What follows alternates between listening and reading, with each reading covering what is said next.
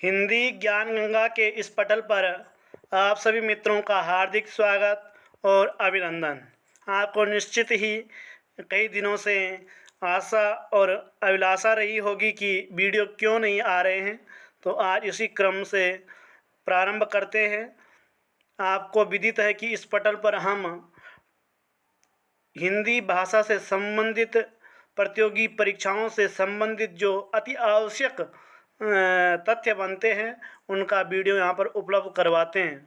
मित्रों, आज उत्तराखंड में समूह गा के अनेकों पदों के अंतर्गत समूह गा यूके 8080 द्वारा आयोजित परीक्षा की प्रथम पाली में ये सीरीज की जो बुकलेट है उसके विषय में आज हम यहाँ पर हिंदी से संबंधित महत्वपूर्ण चर्चा करेंगे। मित्रों, यूके 8080 ने हिंदी के 20 प्रश्न इस प्रश्न पत्र में रखे थे, जो इस प्रकार है। नंबर 1, परिमति का आशय है। तो 4 विकल्प दिए गए थे। इन 4 विकल्पों में से आपको एक विकल्प छांटना था। अल्प, बुद्धि की व्यापकता, मर्यादा और सूक्ष्म। इसमें सही विकल्प था बुद्धि की व्यापकता। जिन परीक्षार्थियों ने बुद्धि की व्यापकता इस विकल्प को लिया हो या लिखा हो या इस पर गोला भरा हो, उनका सही है। दूसरा प्रश्न था, सिफारिश किस भाषा का शब्द है? तो यह फारसी भाषा का शब्द है। एक अगला प्रश्न तीसरे नंबर पर, गोधूली किसे कहते हैं? 4 विकल्प दिए गए थे। प्रातः का समय जब पशु चरने के लिए जाते हैं। बी, शाम का वह समय जब पशु चर कर लौटते हैं। सी, दोपहर का समय जब पशु विचरण करते हैं।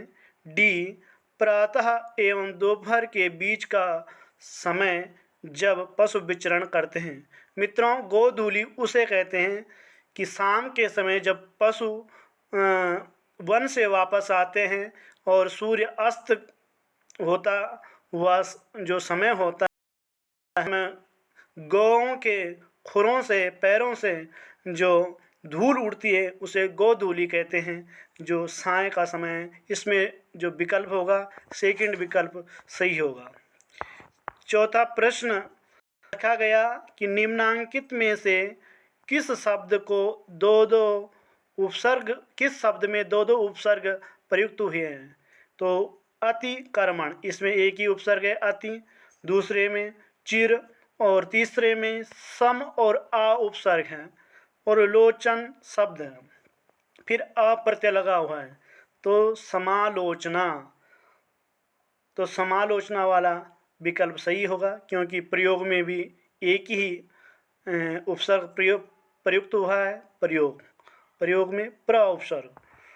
अगला प्रश्न पूछा गया, यह विचार मेरे मन में अचानक आया, इस वाक्य में क्रिया विशेषण शब्द है।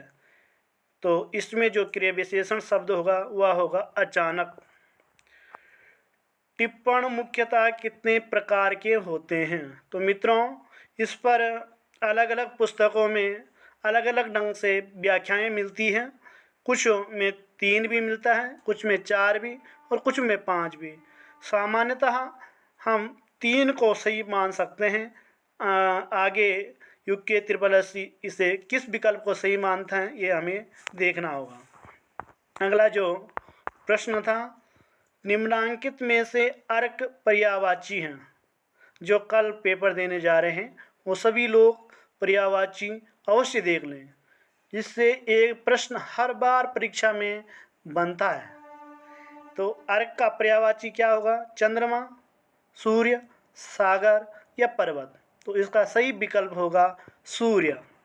अगला प्रश्न एक मुहावरे से भी पूछा गया था कि खूंटी के बल बछड़ा कूदे का अर्थ क्या है? तो मित्रों, इसका सही जो अर्थ होगा वो होगा अपने बल को बढ़ाकर भय दिखाना। अपने बल पर कार्य करना ये सही नहीं होगा। दूसरे के बल पर कार्य करना ये भी सही नहीं होगा। छल द्वारा परास्त करना ये भी सही नहीं होगा। ये विकल्प सही होगा। यह आदमी विश्वासी है, वाक्य में यह शब्द है। तो संख्यावाची भी नहीं है, परिणामवाचक भी नहीं है, गुणवाची भी नहीं है, और यह होगा सार्वनामिक विशेषण। अगला, महोदार्य में संधि होगी, तो महोदार्य में संधि होगी वृद्धि संधि। आ के बाद ए, आई, ओ, औ अगर आए तो वृद्धि संधि होती है। इस बात को आप ध्यान रखिएगा। निम्नलिखित में से कौन सा शब्द भाववाचक प्रत्यय का उदाहरण है? तो इसमें मीठा, रसीला, कहर, गर्मी। तो इसमें सही विकल्प होगा रसीला। निम्न में से शुद्ध शब्द है, ये भी हर बार वर्तनी कौन सी शुद्ध है हर बार पूछा जाता है। तो इसमें सही वर्तनी होगी श्रृंगार, जो कि तीसरे नंबर पर हमें देखने को मिलता है। अधिकतर लोग जो दूसरे नंबर पे हैं इस प्रकार से श्रृंगार शब्द को लिखते हैं। अगला प्रश्न हिंदी के वर्णमाला से संबंधित था कि हिंदी वर्णमाला के व्यंजन वर्णों में अल्पप्राण वर्ण है। तो इसमें एक संस्कृत में एक लाइन है, वर्गाणाम प्रथम तृतीय पंचमा यणश्चाल्पप्राणा। वर्गों के 5 वर्ग है, का वर्ग, चा वर्ग, टा वर्ग, ता वर्ग, पा वर्ग। इनमें से वर्गों के जो पहले क, च, ट, त, प, तृतीय ग, ज, ड, द और ब, पंचम य, म, ग, ण, नम। ये जो 5 वर्गों के पहले, तीसरे और पांचवें अक्षर है, 5, 10, 15 अक्षर, ये अल्पप्राण होंगे हिंदी वर्णमाला में। अच्छा, वाक्य के बेस से भी एक प्रश्न पूछा गया था जो इस प्रकार से है, वह वाक्य जिसमें एक मुख्य या स्वतंत्र उपवाक्य और एक या अधिक गौण या आश्रित उपवाक्य होते हैं कहलाता है। तो उसे कहते हैं मिश्र वाक्य। सरल वाक्य में एक वाक्य होता है और संयुक्त वाक्य में एक वाक्य उसके अतिरिक्त होता है, जो वो 2 वाक्य स्वतंत्र रूप से होते हैं। और मिश्रित वाक्य में जो ये यहाँ पर परिभाषा दी गई है तो वह होती है विसर्ग का प्रयोग होता है। तो मित्रों, आप जानते हैं कि देशज शब्दों में विसर्ग का प्रयोग नहीं होता है, और हम तत्सम शब्द उन्हें कहते हैं जो कि संस्कृत से हम लिए हैं और उन्हें उसी रूप में हमने ले लिए। तो संस्कृत में विसर्ग का प्रयोग होता है, इसलिए तत्सम शब्दों में विसर्ग का प्रयोग होगा, इसलिए इसका विकल्प सी सही होगा। अगला प्रश्न पूछा गया था, ये रचना से पूछा गया था, यही सच है किसकी कीर्ति है? भगवती चरण वर्मा, मन्नू भंडारी, प्रेमचंद की, जयशंकर प्रसाद की। इसमें विकल्प बी मनु भंडारी की रचना यही सच है।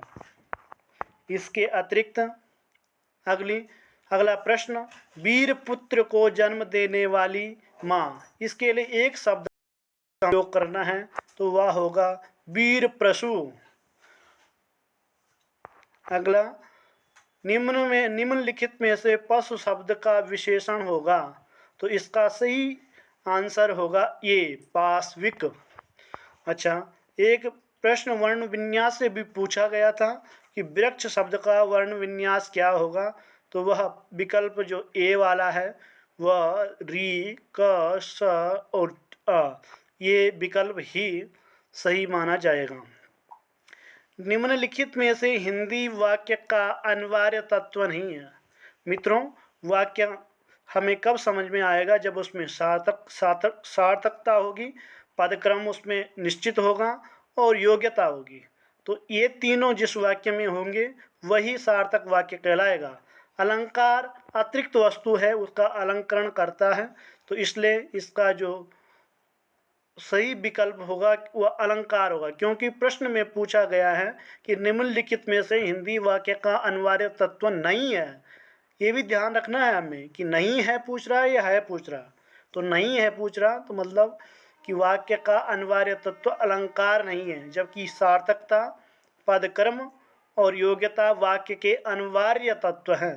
ये यूके ट्रिपल एससी के जो समूह गा का प्रथम पाली का ये सीरीज का पेपर है, उसके प्रश्न हैं। आगे हम कल पुनः पहली पाली और दूसरी पाली जो कल आयोजित होगी उसके प्रश्न भी आपके समक्ष रखेंगे। इनको आप जरूर देख कर जाइएगा, क्योंकि ऐसे ही प्रश्न, इससे मिलते जुलते प्रश्न आपको परीक्षा में आपके पेपर में देखने को मिलेंगे। धन्यवाद।